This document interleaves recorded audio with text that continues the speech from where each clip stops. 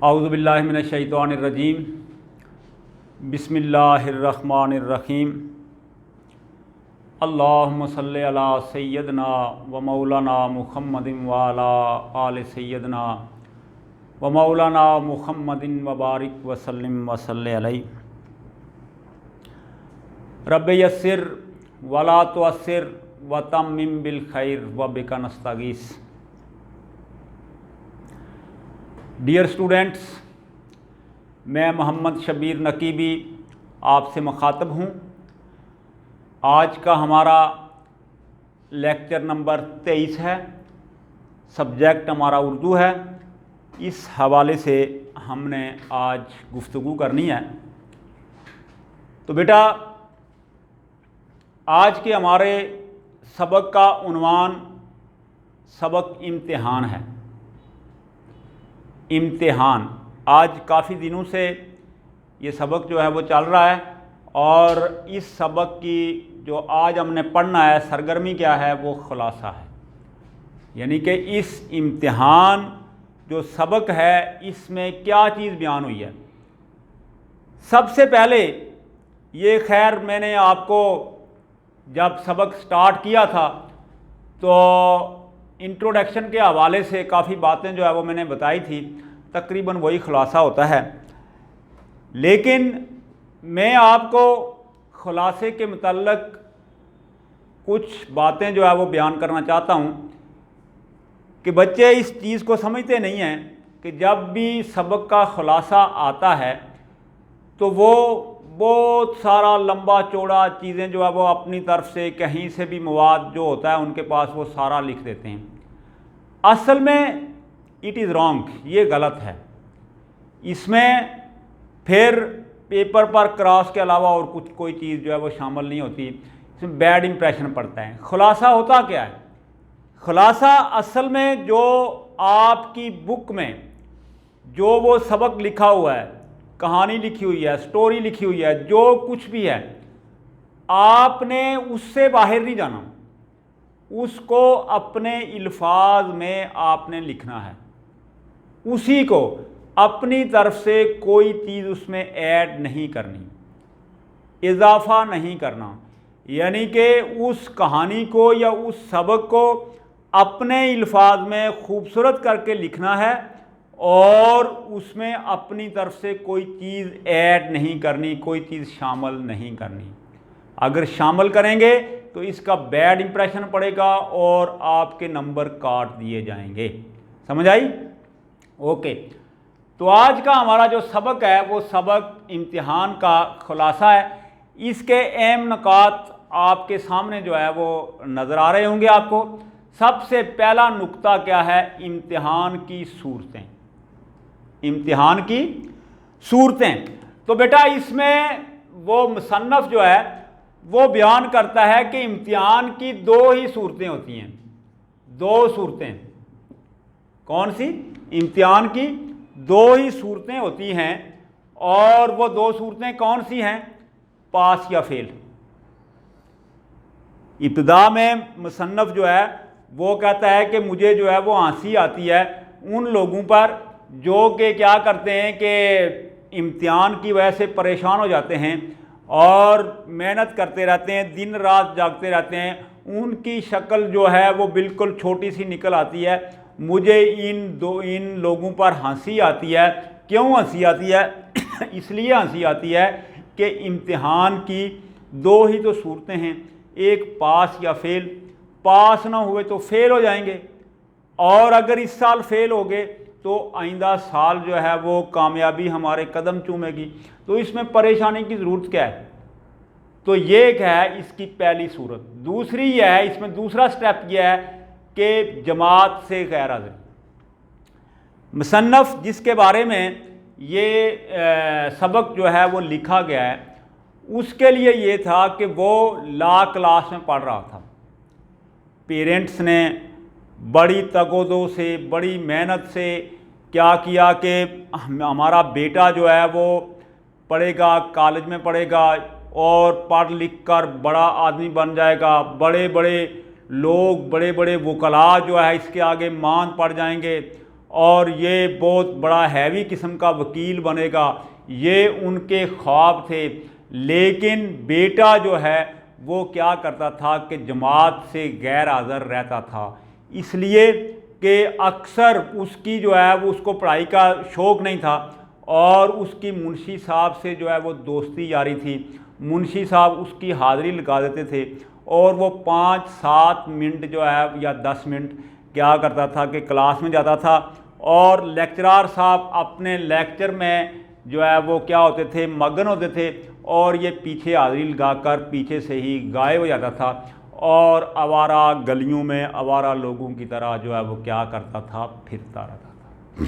इस तरह इसकी जमात से क्या होती थी, गैर हाज़िरी होती थी और यानी सबक से गैर हाज़िरी होती थी, लेकिन हाज़िरी उसकी लग जाती थी। नंबर 3, तीसरे नंबर पर आपके सामने ये लिखा हुआ है दिखावे की पढ़ाई। दिखावे की पढ़ाई से मुराद ये है कि जब वालिदैन के साथ उसकी बातचीत होती तो वो अपनी पढ़ाई के, अपनी स्टडी के हवाले से बड़े बड़े पलंदे जो है वो बांधता। एक दफ़ा ऐसे हुआ कि वो कहने लगा कि मुझे जो है वो डिस्टर्ब ना किया जाए। मैं जब कमरे में होता हूँ और कभी किसी का जो है वो दरवाज़े पर नॉक होती है, कभी कोई दस्तक देता है, कभी कुछ होता है, कभी कोई झांक कर देखता है, इसलिए मैं जो है वो स्टडी के हवाले से अपनी पढ़ाई में जो है वो मशगूल होता हूँ और मैं डिस्टर्ब होता हूँ। इसलिए जो है वो मेरे लिए जो है ये चीज़ जो है वो नाकाबिले बर्दाश्त है और बेहतर यह है कि मुझे जो है वो एक अलग से कमरा दिया जाए, अलग से कमरा दिया जाए और उस कमरे में ना कोई आए, ना किसी से बात हो और ताकि मैं अकेला रहकर बिल्कुल दिल जमी से अपनी पढ़ाई को करूं।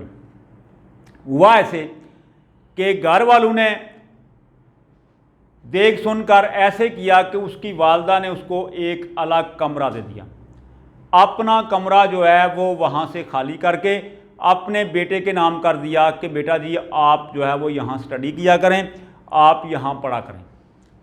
बेटा साहब जब कमरे में गए उन्होंने देखा कि खिड़कियों पर क्या है कि वो शीशे लगे हुए हैं और बाहर से तो आराम से नज़र आ सकता है। ऐसे हुआ कि उसने न्यूज़पेपर लिए, अखबारात लेकर वो खिड़कियों के शीशों के आगे लगा दिया ताकि बाहर से कोई चीज़ नज़र ना आए।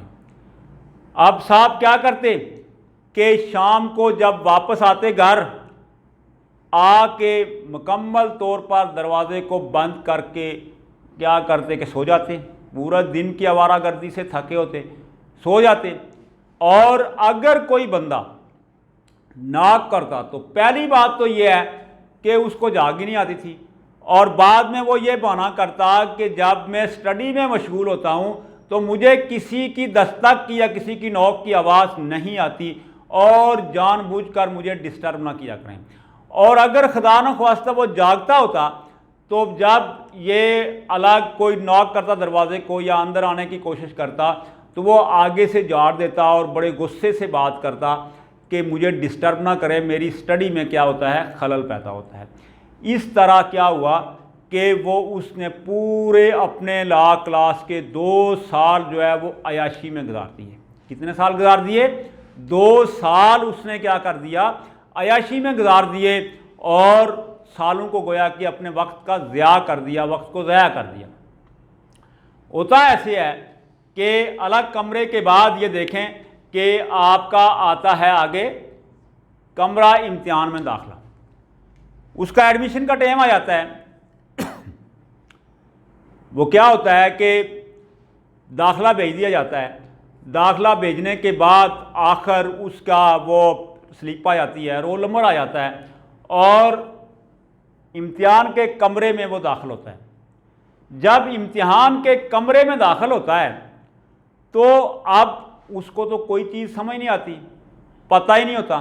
वो क्या करता है कि गार्ड साहब से रहनुमाई लेता है, यानी जो निगरान होता है उससे रहनुमाई कर लेता है कि मेरी सीट कहाँ पर है, मेरा रोल नंबर कहाँ पर है। तो वो उसकी रहनुमाई करता है और उसको जाकर अपनी सीट पर बैठाता है। सीट पर जब वो बैठ जाता है अब उसके माइंड में ये ख्याल पैदा होता है यार मैंने पूरे 2 साल तो पढ़ाई कुछ नहीं है, मेरे पल्ले कुछ भी नहीं है, मुझे कुछ आता नहीं है, अब पेपर कैसे सॉल्व करूँगा, पेपर में क्या लिखूँगा। फिर उसके माइंड में ये बात आती है कि चलें मुझे कोई इमदादी यानी कि गैबी मदद जो है वो शायद मिल जाए, गैबी मदद मिल जाए। गैबी मदद मीन साथ वाले स्टूडेंट से कोई मवाद जो है वो मुझे मिल जाए, या किसी निगरान से जो है वो दोस्ती यारी लगा के उससे कोई चीज़ मिल जाए। ये जो है क्या होती है कि इमदाद गैबी होती है कि जो गैब से पोशीदा तौर पर कोई ऐसा मसला बन जाए कि जिससे मेरा पेपर हो जाए।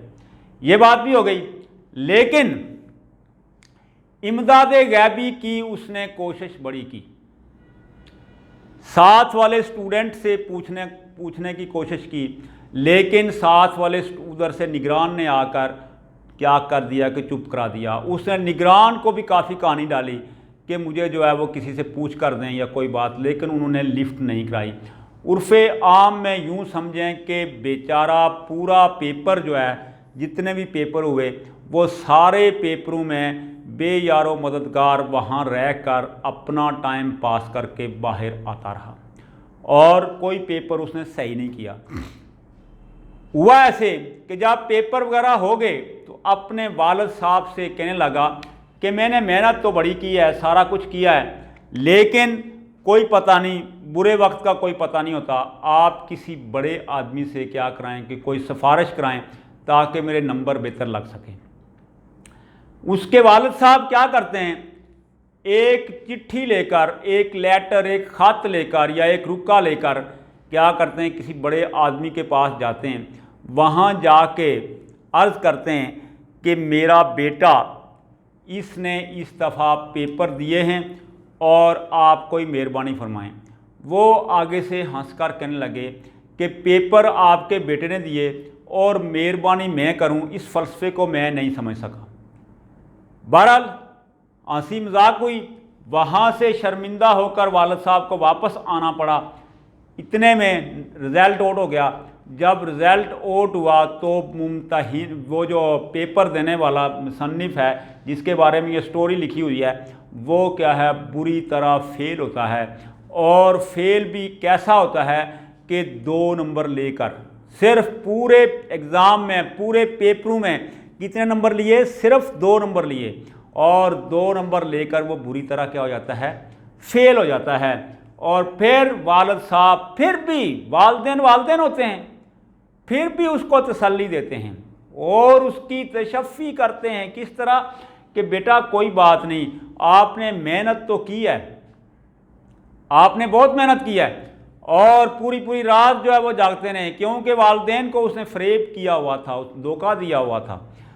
तो बेटा उसने क्या किया कि आप जो है वो वालिद ने कहा कि कोई बात नहीं, हमेशा जो है वो नहीं चलेगी, बेईमानी नहीं चलेगी। उनके माइंड में यही था कि मुमतहिन ने क्या किया, बेईमानी की और पेपर सही तरीके से नहीं, मतलब यह है कि वो मार्किंग हुए, चेक नहीं सही हुए।